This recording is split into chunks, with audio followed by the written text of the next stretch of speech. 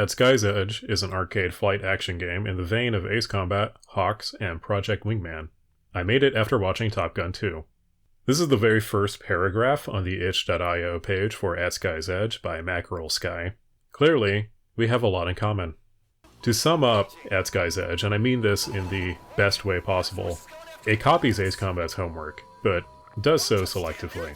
Some of Ace Combat's best ideas are pretty much directly translated over, alongside some influence from Project Wingman. And I haven't played Hawks before, but I imagine there's something from that game too. Y'all tell me. Let's take a look at the demo. First thing you'll notice is the UI feels very Ace 5, with a little PW thrown in. It's a vibe. You've got two missions available. One is a very straightforward single objective mission, the other is a multi-operation mission. The former is much like traditional Ace Combat mission design. You start out with one thing, you shoot down some drones, and then there's a mission update. Then you shoot down some more aircraft. It's good. If you play the demo for yourself, I recommend starting with this one just to familiarize yourself first. The controls are nearly identical to modern Ace Combat with two exceptions. Special weapons are selected with the D-pad like Project Wingman, and throttle works completely differently. So AC has always kept a default speed. Throttle is, by default, kept at a midpoint that isn't too fast or too slow. You speed up and slow down actively, like pressing the accelerator in a car. At Sky's Edge handles this differently. Throttle is set to a particular point as indicated by an indicator on the side of the screen, and it stays there until you tell it otherwise. This works fine. It's not hard to get used to, but personally I do not prefer it over the Ace Combat style.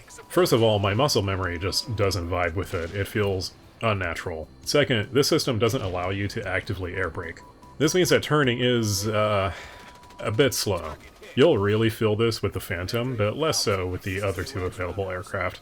I'd really prefer having the ability to hit the brakes if I need to, which just isn't here.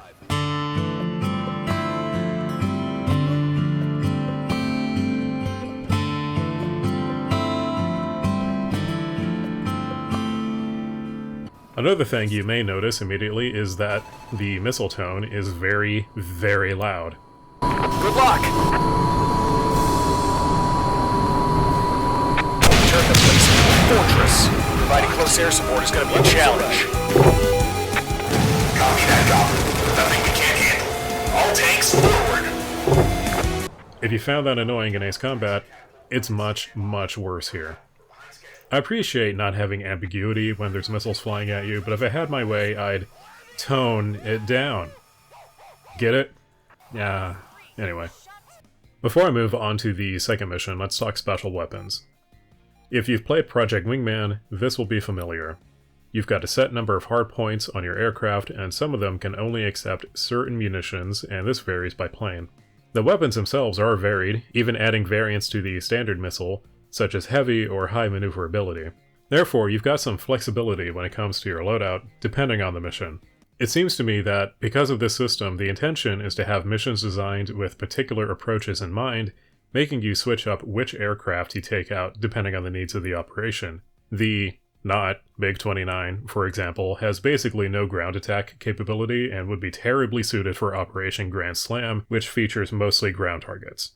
I like this design philosophy because it forces you to actually use other aircraft instead of finding one do-it-all plane, which is a problem Ace Combat absolutely has. It also kind of forces you to pay attention to mission briefs and actually think about your special weapon choices. Operation Grand Slam, by the way, is pretty much straight out of Ace 6, which I really appreciate. As you might guess, this is a multiple operation mission, with 3 different operations you can assist with. You can absolutely fail these if you aren't hitting the designated targets fast enough, but if you succeed, you'll get a tangible benefit out of it before continuing to another operation. Such as artillery support from either the naval fleet or ground forces, or having a captured airport to resupply at. It's not complicated, but does give you some choice in how you want the mission to progress, much like Ace 6. I do have one complaint regarding the artillery support. It's really not clear how you're supposed to use it.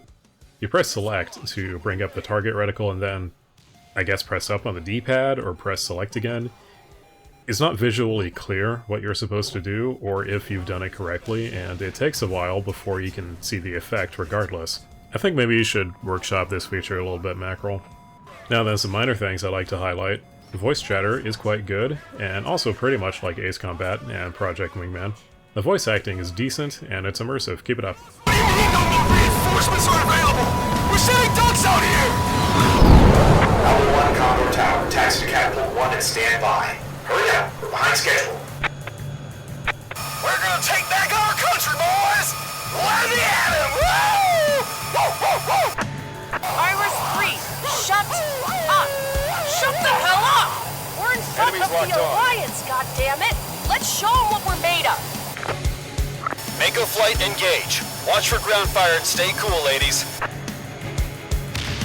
Also, there's actual detailed lore in the mission and livery descriptions. I really like this. There are actual major events that have happened, and there's politics and fake manufacturer details. These little flavor texts are written in a way that's compelling enough to make me curious about the story. It feels like the world building is poised to be more serious and lifelike than Ace Combat. It's more in line with Project Wingman in that regard, and I like that. I hope, should we get a full game, the story continues in this direction. And that's at Sky's Edge. I highly recommend you play the demo for yourself. I'll leave the link in the description. Overall, I really enjoyed it. My complaints can be counted on one hand, and honestly, I don't care if it's derivative of Ace Combat. Their ideas work. You should be using them. Copy their homework. It's a very fun demo. Mackerel Sky seems like he really cares about what he's doing.